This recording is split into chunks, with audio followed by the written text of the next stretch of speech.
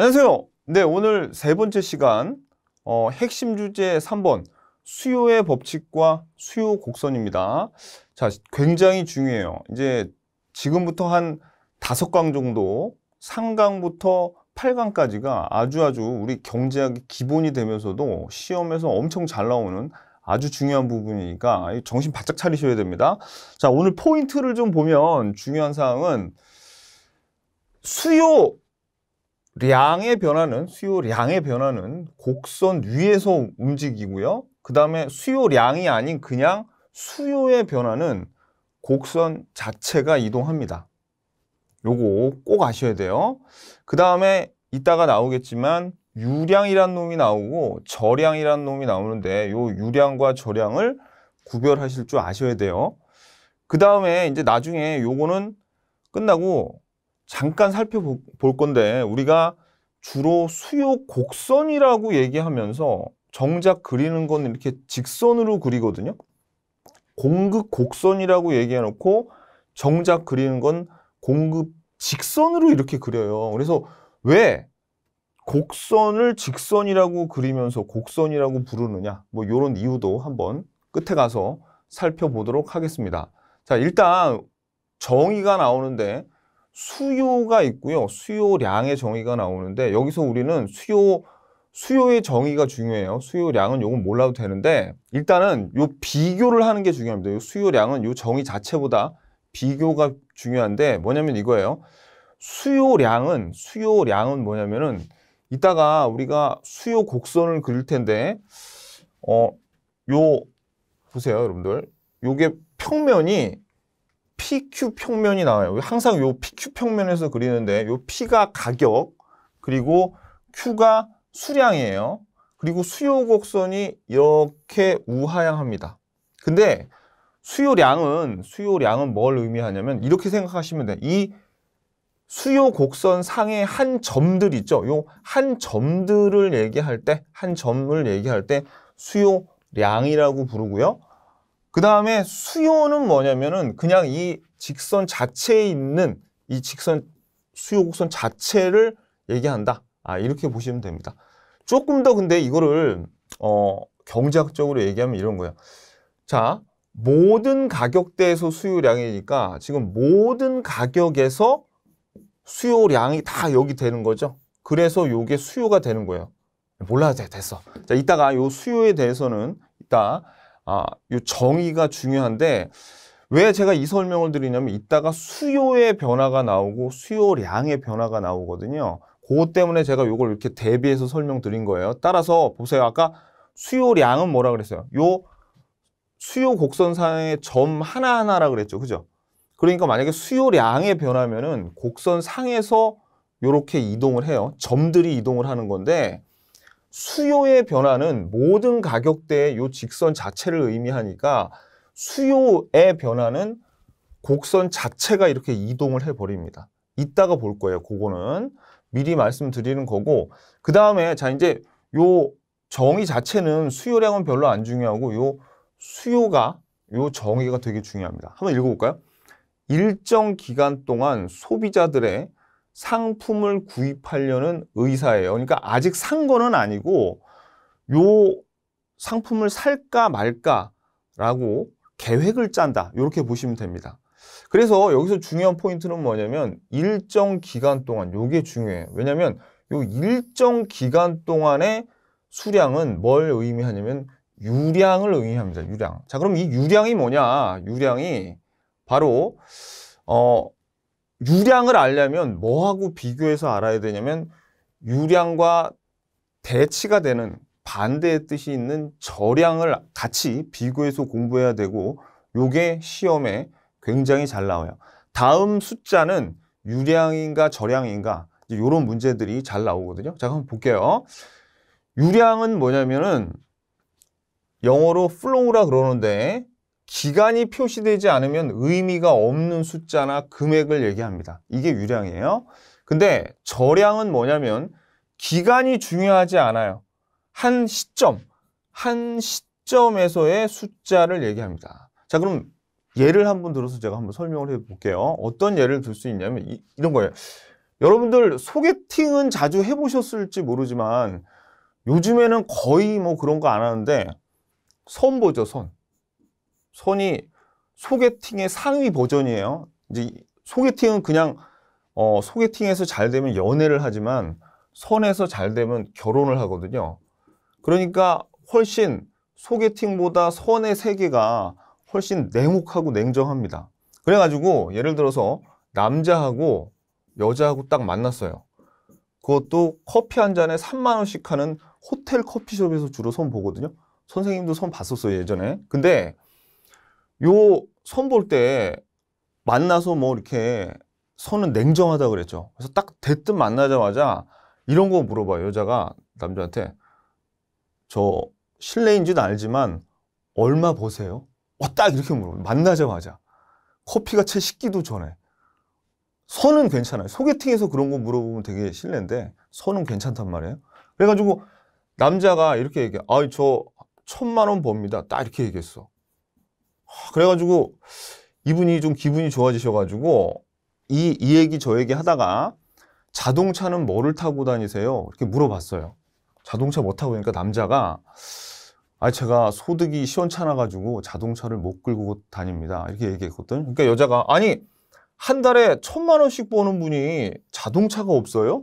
그렇게 얘기하니까 남자가 뭐라 그러냐면 아니 제가 언제 한 달에 1,000만 원 번다고 그랬어요? 저 1년에 1,000만 원 벌어요. 이렇게 얘기했어요.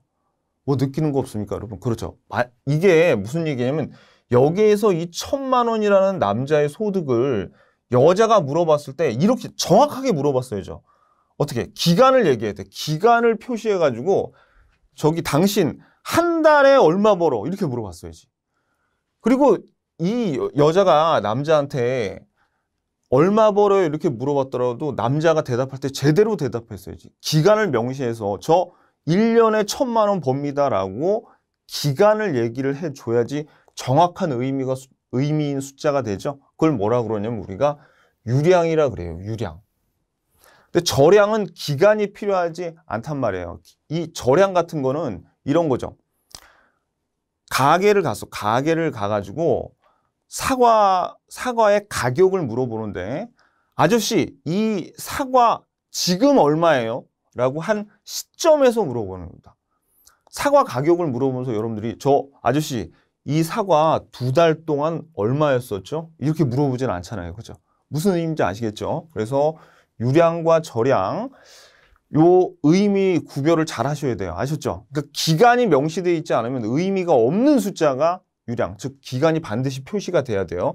그런데 이제 시험에서 이 정의를 물어보는 게 아니라 시험에는 이렇게 나옵니다. 다음 숫자 중에서 유량인 것은 저량인 것은 이렇게 나와요. 그래서 이 예 자체를 여러분들이 알고 계셔야 되는데 이게 억지로 외우는 게 아니에요, 여러분들. 억지로 외우는 게 아니라 딱 보면은 알 수 있습니다. 딱 보면 나와요. 첫 번째, 우리 이 국민소득, 요 거시경제학에서 배우겠지만 국민소득이 요게 한 나라 그 국민들이 만들어내는 1년 동안의 생산량을 의미합니다. 그러니까 거기 1년이라는 기간이 나와 있잖아요. 그죠? 1년이라는 기간 나와 있다. 그리고 우리가 얘기하는 소득 있죠? 소득을 주로 우리가 어떻게 표시하냐면 월급, 한 달에 얼마 버는지, 그 다음에 연봉, 1년에 얼마 버는지 이렇게 나오잖아요. 그죠? 이런 것들. 그리고 이자 있죠? 이자는 사실 앞에 뭐가 생략이 되어 있냐면 연이자. 왜냐하면 이자가 주로 연 단위로 나오죠. 그러니까 연이자 이런 말이 생략이 되어 있는 거예요. 자, 저량을 보자면요. 저량에서 통장 잔고 같은 거는 현재 통장에 얼마 있냐. 현재 통장에 얼마 있냐. 그리고 외환 보유고가 현재 우리나라가 외환을 현재 얼마나 보유하고 있냐입니다. 현재 얼마나 보유하고. 아시죠? 한 시점. 그래서 요 유량과 저량 있죠. 얘네들을 좀 굳이 다른 걸로 비유해서 한번 표시를 해보자면 유량 같은 경우에는 그러니까 이런 거예요. 1년 또는 뭐 한 달 동안 그 숫자를 이렇게 비디오 카메라로 이렇게 촬영을 하는 거야. 근데 저량 같은 거는 그 순간에 그 숫자가 얼마인지 카메라로 탁 찍는 거 있죠. 그러니까 요건 사진이고 요거는 동영상 비디오다. 요렇게 생각하시면 됩니다. 근데 이제 우리 시험에서 또 잘 나오는 게 뭐가 있냐면 여기 보면은 수익하고 비용이 있죠. 수익, 비용. 그리고 여기 밑에 보면은 자산, 부채, 자본. 여러분들이 우리 그 시험 범위에 경영 쪽에 가면은 회계 있죠. 회계에 보시면은 여러분들 포괄손익계산서와 재무상태표를 배울 겁니다. 그런데 이 자산, 부채, 자본은 재무상태표 계정이고요. 수익과 비용은 포괄손익계산서 계정이에요. 근데 자 봐봐요, 여러분들. 이 계정이 어떤 특징이 있냐면 이래요. 우리 포괄손익계산서가 이렇게 있고 여기 포괄손익계산서라고 이렇게 적히거든요. 그리고 여기 재무상태표도 보면 이렇게 해서 재무상태표라고 이렇게 적혀요. 근데 이 제목이 중요한 게 아니라 재무상태표 같은 경우에는 여기에 뭐라고 찍히냐면 2021년 12월 31일이라고 날짜가 찍혀 있어. 날짜가. 근데 포괄손익계산서는 어떻게 돼 있냐면 여기는 2021년 1월 1일부터 12월 31일 이런 식으로 기간이 적혀 있단 말이에요. 그러니까 포괄손익계산서 계정은 뭘로 보면 된다. 그렇죠. 이 기간 동안 촬영한 거니까 기간 동안 측정한 거니까 수익과 비용은 뭐에 포함이 된다? 유량에 포함이 된다. 그런데 포괄손익계산서 아니 재무상태표 계정은 딱 12월 31일 그 시점에서 자산이 얼마인지 부채가 얼마인지 자본이 얼마인지 측정하거든요. 그러니까 어떻게 그렇죠. 요 놈들은 뭘로 측정한다? 요 놈들은 저량이 되는 거예요. 무슨 의미인지 아시겠죠? 그래서 요런 내용들이 우리 봐봐요. 수요와 수요. 우리 교재 한번 펴보세요. 교재 몇 페이지냐면 16페이지입니다. 16페이지에 요 내용이 그대로 있어요. 일단 여러분들이 요 수요에서 밑줄을 요 일정 기간 동안이라고 적어 놓고 여기다 유량이라고 표시를 이렇게 적어 놓으십시오. 아셨죠? 그 다음에 유량과 저량에서 여기 제가 요 밑줄 유량에서 기간이 표시되지 않는다면 의미가 없는 숫자예요. 그리고 요 얘 자체가 시험에 나오니까 얘네들을 괄호치고 여러분들이 다 암기를 해 주셔야 됩니다. 억지로 암기하는 거예요? 아니면 지금 다 제가 설명을 드리니까 그냥 저절로 외웠어요? 저절로 외워요. 저절로. 아셨죠? 이해를 하면은 저절로 외워진다 라는 겁니다. 아셨죠? 자, 그 다음엔 우리가 요 다시 교환으로 돌아와서 여러분들이 유량과 저량 확실하게 봤고요. 수요의 법칙을 한번 살펴보자고요. 수요의 법칙. 요 수요의 법칙은 가격을 제외한 모든 것들이 일정하다고 가정할 때 요 가정도 나중에 나오지만 좀 중요한 편이에요. 그 다음에 가격이 상승하면 수요량은 하락하고 가격이 하락하면 수요량을 증가하는데 이런 역의관계를 수요의 법칙이라고 한대요. 자, 그러면 우리가 방금 전에 수요의 정의가 일정 기간 동안의 유량이다 그러면서 어떤 그 정의를 배웠는데 수요의 정의를 물어볼 때는 딱 그렇게 우리가 알고 있어야 되지만 사실 우리가 그냥 경제학 공부할 때는 수요를 그냥 뭐라고 생각하면 되냐면은 소비로 생각하시면 됩니다. 소비. 소비가 뭐예요? 그냥 물건 사는 거. 산다고요. 산다. 그러면 공급은 이거의 반대인 공급은 뭘로 알면 돼요? 그렇죠. 공급은 생산, 파는 거, 판다로 생각하시면 돼요. 아시죠? 자, 그러면 이걸 읽어보면 너무나 당연한 얘기야. 왜냐면 가격이 상승했대요. 비싸졌대. 그러면은 요거 사는 거 사람들이 많이 사겠어요? 조금 사겠어요? 그렇죠? 비싸면 조금 사고 가격이 하락, 싸지면 사람들이 많이 사겠죠. 그러면 어떻게 가격하고 요 사는 양은 당연히 반대, 역의 관계를 가지고 있어요. 한쪽이 오르면 한쪽은 내리고 한쪽이 내리면 한쪽은 오르는 이런 관계를 우리가 역의 관계라 그럽니다. 이런 법칙을 뭐라 그러냐면 수요의 법칙이라고 해요. 너무나 당연한 건데, 그죠? 싸면 많이 사고 비싸면 적게 사는 거. 이걸 우리가 수요의 법칙이라고 합니다. 근데 사실 이 수요의 법칙에 의해서 뭐가 그려지냐면 수요 곡선이 그려집니다. 수요 곡선. 수요 곡선이 어떻게 생겼냐면 이렇게 우하향하는 요 수요 곡선이 이렇게 우하향하는 모양이 생겨요. 그게 왜 그러냐면 요 수요의 법칙 때문입니다. 자, 보시면 우리가 요 수요의 법칙을 한번 제대로 한번 좀 살펴보면 보세요. 자, 여기 요렇게 가격하고 그 다음에 요 수량이 있습니다. 자, 그러면 예를 들어서 현재 수요를 하고 있는 점이 요 점인데 가격이 100원이래요. 그리고 여기 50개의 수요가 있어요. 그런데 가격이 100원에서 90원으로 이렇게 내려갔어요. 자, 그러면 한번 볼까요? 우리가 90원으로 내려갔을 때 요 점이 예를 들어서 40이고 그 다음에 요 점이 50이고 그 다음에 요 점이 60이라고 쳐봐요. 그러면 자, 가격이 100에서 90으로 내려갔으면 40만큼 소비하겠어요? 50 그대로 요 소비량이 안 변하겠어요? 아니면 60으로 늘어나겠어요? 그렇지. 우리가 방금 수요의 법칙을 배웠잖아요. 뭐라고? 가격이 내려가면 뭐라고? 가격이 내려가면 수요량은 증가한다 그랬죠? 그러니까 50보다 어떻게 해야 돼? 커져야지. 40은 죽었다 깨나도 아니고 50도 아니에요. 뭐라고? 60으로 늘어나야 된다고요. 그러면 100원에서 90원으로 가격이 떨어졌을 때의 소비점은 어디가 되냐면 요 점이 되는 거예요.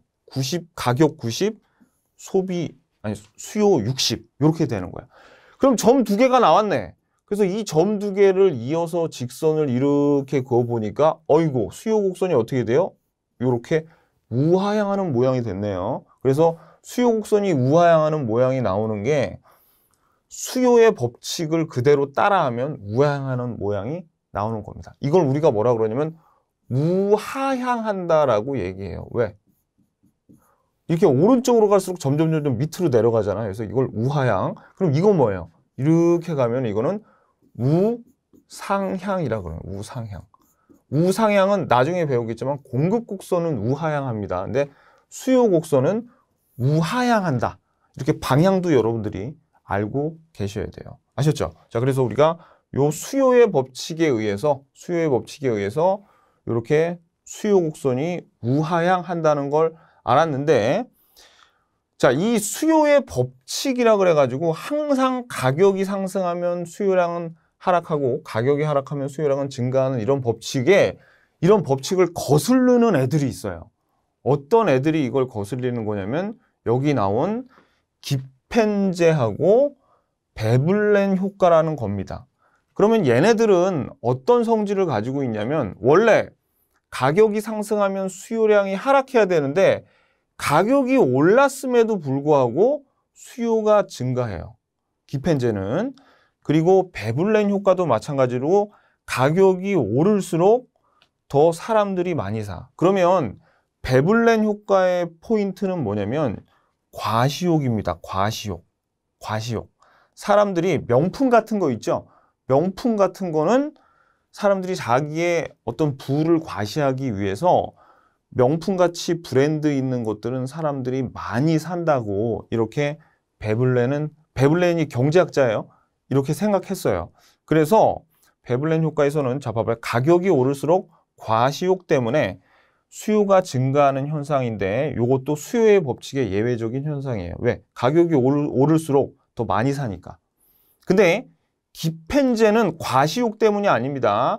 얘는 뭐가 포인트냐면 열등제라는 게 포인트예요. 기펜제는.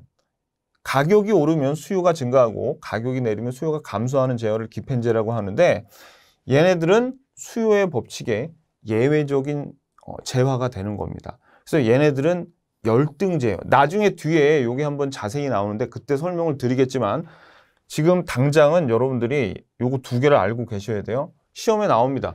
수요의 법칙의 예외인 제화는 이렇게 물어봐요. 그러면 기펜제가 훨씬 더 중요해요. 베블렌 효과보다.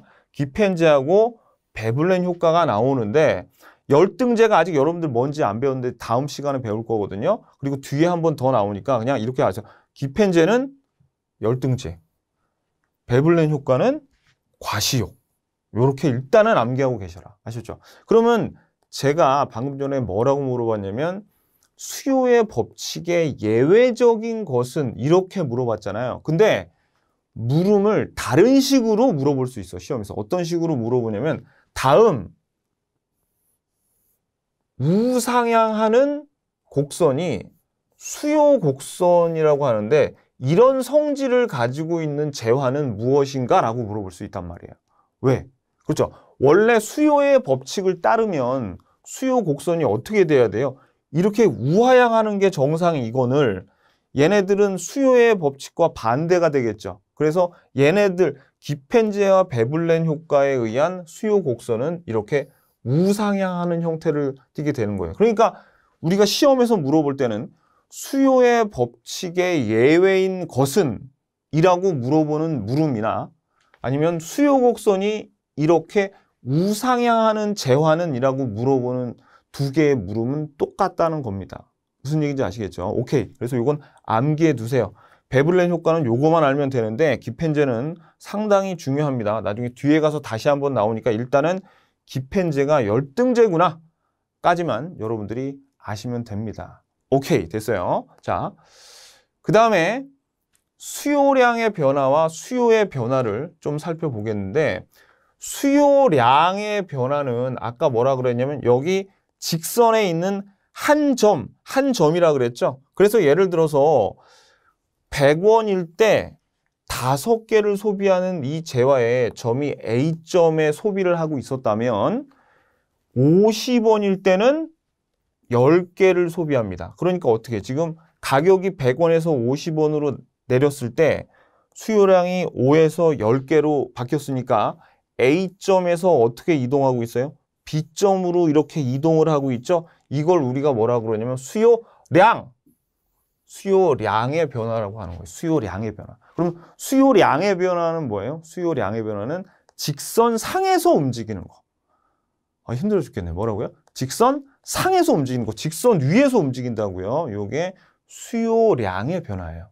자, 그러면 량자가 빠진 수요의 변화, 양자가 빠진 수요의 변화는 이렇게 자, 요 점에서 두 점을 찍어놨지만 사실은 여기에 있는 모든 점들이 이렇게 이동하는 거야.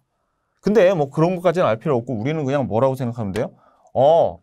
요 수요의 변화는 뭐예요? 요 직선 자체가 움직이는 거. 요걸 우리가 뭐라고 그러냐면 수요의 변화라고 합니다. 수요의 변화.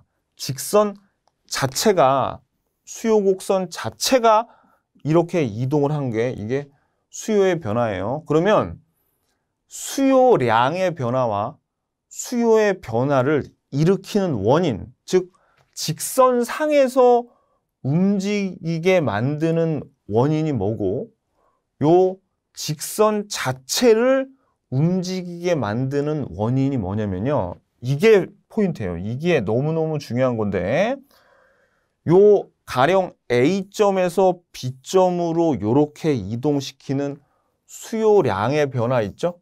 요 수요량의 변화를 일으키는 원인은 가격밖에 없어요. 가격이 변할 때는 어떻게 해요? 곡선 상에서 움직이고 가격 이외의 요인들, 수요를 변화시키는 가격 이외의 요인들이 뭐가 있냐면 소득이라던가 이거 나중에 뒤에서 배워요. 그 다음에 무슨 다른 연관제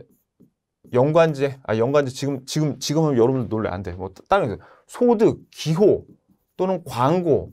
그러니까 가격 이외에 다른 것들이죠. 가격 이외에 다른 것들이 변했을 때는 직선 자체가 이동하는 거야.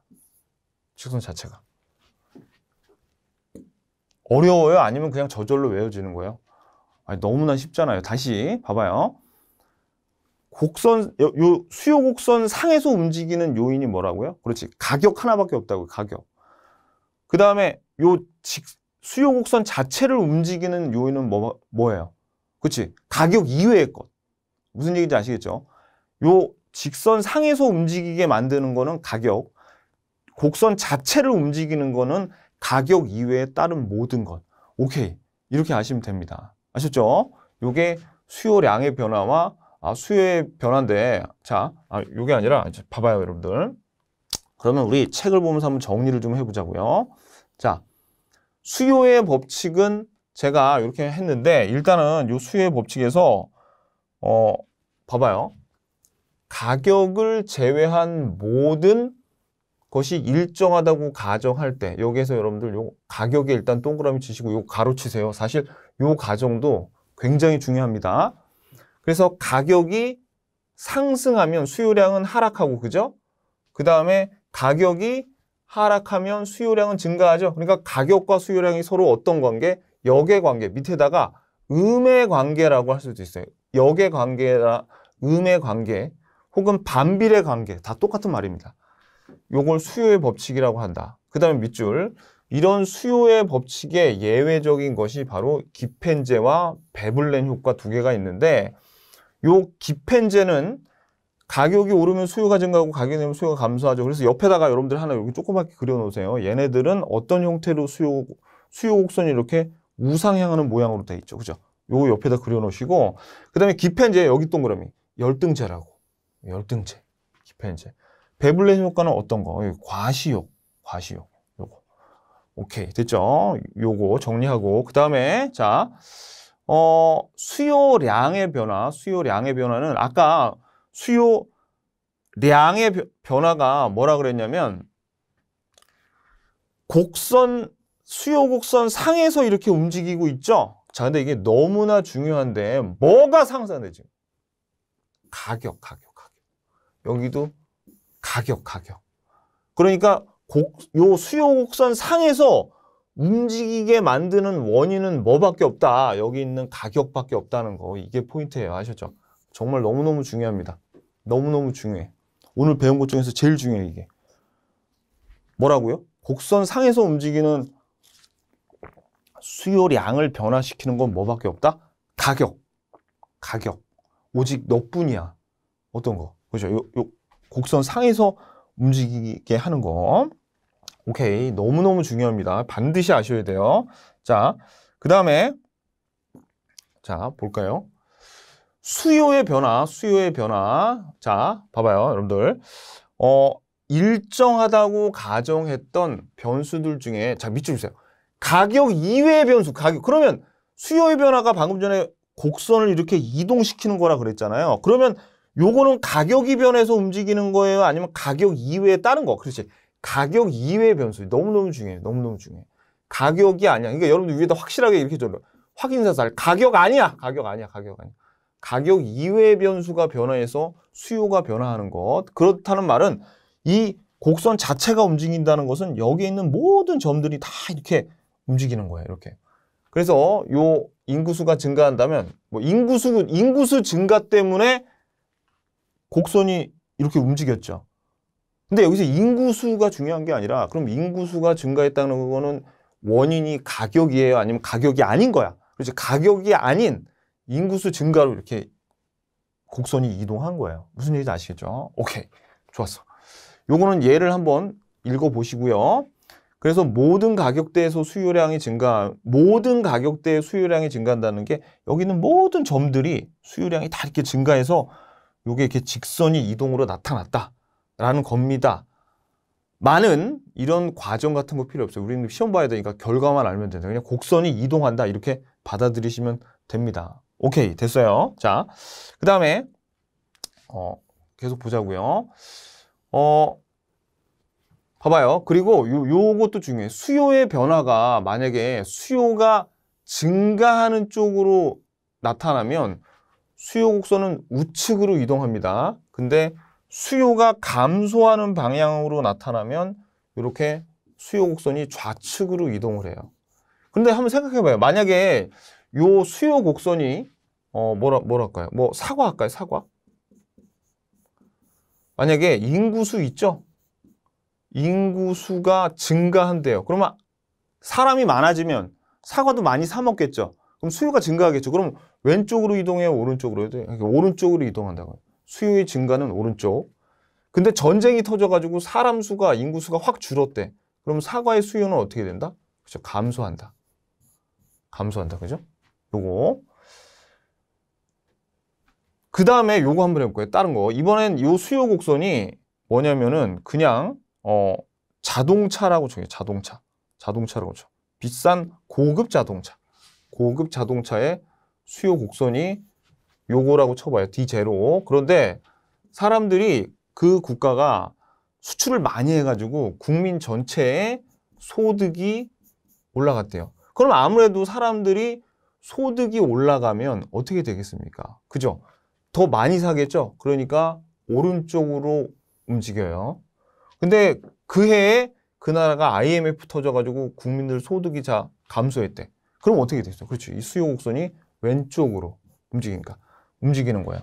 자, 근데 제가 말씀드리고 싶은 거는 첫 번째, 방금 전에 인구수건, 소득이건, 곡선의 변화를 일으키는 건 가격이에요? 아니면 가격이 아닌 다른 거야? 가격이 아닌 다른 요인으로 지금 수요 곡선이 움직이고, 두 번째는 요게 수요가 증가하면 오른쪽으로 움직이고, 수요가 감소하면 왼쪽 방향으로 가는구나 라는 거, 요거를 알고 계셔야 됩니다. 5번 체크. 아셨죠? 오케이, 됐어요.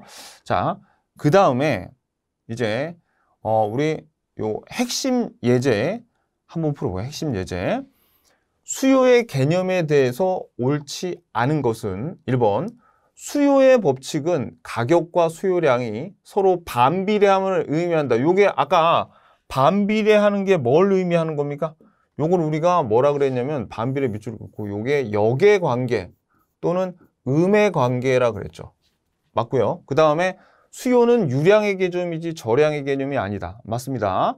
그 다음에 3번은 조금 이따가 보고 3번이 답인데 요거는 그냥 용어 하나만 알면 돼요. 가격 이외의 원인이 변화하면 수요 곡선이 이동한다. 맞죠? 가격이 아니라 가격 이외의 원인이니까. 그리고 시장 수요 곡선은 개별 수요 곡선의 수평합니다. 요거는 나중에 배울 겁니다. 요거 맞는 지문이에요. 틀리는 건 뭐냐면 요 3번이 틀렸는데 요거는 요 핵심 예제에서 이 용어 하나를 알자고요. 최대 지불 용이액이라는 게 있어요. 영어로는 willingness to pay라고 하는데, 자, 이 최대 지불 용이액이 뭐냐면은 우리가 요 수요 곡선이 이렇게 있잖아요. 수요 곡선이 이렇게 있어. 이렇게 있는데, 자, 요 수요 곡선의 요 높이 있잖아요. 수요 곡선의 높이는 뭘 의미하냐면 여기에 이 소비자가 가격이 가령 100원일 때 5개를 소비하고 있는데 가격이 100원까지는 이걸 산다는 얘기야. 예를 들어서 5개를 살 때 가격이 예를 들어서 90원이면 당연히 사는 거고 100원까지는 내가 5개를 살 수 있는데 가격이 이 수요 곡선 위를 넘어가서 가령 여기에 110원이 됐죠. 그러면은 이 수요 곡선을 위로 올라가면은 나는 그때는 못 사. 100원까지만 내가 지불할 수 있어.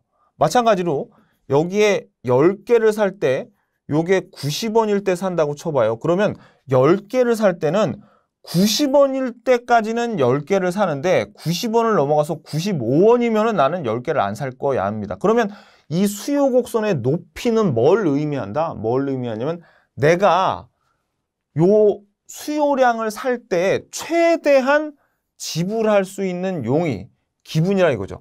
최대한 지불할 수 있는 의사가 있는 금액을 의미하는 거예요. 요 가격이 사실 뭘 의미한다고요? 그렇죠.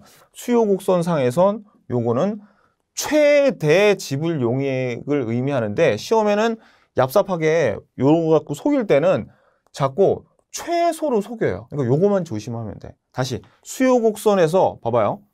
수요 곡선에서의 요 높이가 뭘 의미하는 거예요? 높이가 내가 여기 벗어나서 가격이 이거보다 올라가면 안 사니까 자기가 최대한 이 상태에서 지불할 수 있는 그 의사를 얘기하는 거죠. 용의를 얘기하는 거예요. 그런데 요 높이가 뭐랑 똑같아요? 가격이잖아, 가격. 그러니까 이 가격이 뭘 의미하냐면 최대 지불 용이액을 의미합니다. 시험에는 자꾸 뭐라고 속인다? 최소 지불용액. 아이고 얍삽해. 이런 식으로 속이면 안 돼. 그래도 이렇게 내요. 꼭 알고 계셔야 돼. 아셨죠? 오케이, 됐어요. 자, 핵심 예제까지 풀어봤고 다시 교환으로 돌아와서 우리가 여러분들이 뭐 중학교 때부터 경제에 대해서 좀 배울 텐데 수요 곡선이라 그래요? 아니면은 수요 직선이라 그래요? 수요 곡선이라고 하지 수요 직선이라고는 여러분들 아마 거의 들어본 적도 없을 겁니다. 수요 곡선이라 그러지 수요 직선이라고 한 거 아마 한 번도 못 들어봤을 거예요. 그런데 왜 모든 경제학 교과서에 수요 곡선이라 그러면 이렇게 곡선을 그려야지 왜 이렇게 직선을 그려놓고 수요 곡선이라고 거는 거냐? 곡선이 맞는 거냐, 직선이 맞는 거냐, 이런 거 한번 생각해 봤어요? 생각 안 해봤겠죠, 당연히. 지금부터 좀 생각해 보세요. 아셨죠? 자, 그러면 왜 이걸 이렇게 보냐면요. 보세요. 우리가 경제학에서 아는 수준이 이렇게 곡선까지 알 필요는 없어요. 곡선까지 알 필요는 없어. 그냥 직선의 수준까지만 알면 됩니다. 이게 무슨 의미냐면 예를 들어서 이런 거예요. 자, 우리가 수준 1이 있고 수준 2가 있는데 짜장면 가격이 500원 오른다면 수요량이 1000그릇 감소한다 하고 짜장면의 가격이 500원 내린다면 수요량은 1000그릇 증가한다. 정확한 숫자가 나와 있는 게 수준 1이라면 수준 2하고 한번 비교해 볼까요? 수준 2는 그냥 얼만큼은 필요하지 않아요. 그냥 짜장면의 가격이 오르면 수요량은 감소하고 짜장면의 가격이 내리면 수요량은 증가한다. 그냥 방향만 중요한 거야. 우리 경제학에서는 수준 1처럼 얼만큼은 중요하지 않아. 얼만큼 올랐는지 내렸는지 중요하지 않아요. 그냥 뭐만 중요하다? 방향성만 중요하다. 얘 가격이 오르면은 수요량은 감소해, 증가해. 이것만 중요한 거지. 얼만큼 감소해, 얼만큼 증가해는 중요하지 않다는 얘기예요. 그래서 우리가 이 수요 곡선을 그릴 때 직선이면 충분하지 곡선식이나 그릴 필요가 없다는 얘기입니다. 무슨 얘기냐? 가격이 오를 때 그냥 상품이 더 많이 팔리냐, 상품이 더 조금 증가하냐, 감소하느냐, 그냥 이것만 중요하다고, 이것만. 무슨 얘기인지 아시겠죠? 그래서 얼만큼까지 알 필요가 없어서 우리는 수요 곡선을 그리는 게 아니라 항상 뭘로 그래요? 직선으로 그려요. 하지만 우리 시험에서는 FM을 좋아하는 교수님들께서 수요 곡선의 형태로 그림을 그려서 낼 수도 있습니다. 그래도 당황하지 마시고 이거 맨날 그 직선으로 나오던 게 왜 곡선으로 나왔지? 이렇게 당황하실 필요 없이 그 결과는 똑같아요. 요놈으로 분석하나 직선으로 분석하나 곡선으로 분석하나 그 결과가 똑같기 때문에 경제학에서는 좀 더 간편함을 추구하고 있습니다. 그래가지고 이렇게 직선으로 하는 거예요. 무슨 얘기인지 아시겠죠? 오케이. 자, 그래서 교재를 보시면은 경제학에서 수요량을 어떤 수준까지 알아야 되는가 라는 내용이 여기 나와 있으니까 참고로 여러분들이 봐두시면 되겠습니다. 아셨죠? 그래서 오늘 우리가 뭘 봤습니까? 오늘 우리가 수요의 법칙을 봤고요. 그리고 수요의 정의 중에서 유량과 저량을 구별하는 법을 배웠습니다. 그리고 어떤 차이를 배웠어요? 수요의 변화와 수요량의 변화가 있었는데 수요량의 변화, 즉 수요 곡선상에서 이동을 가져오는 건 뭐였다? 가격이었다.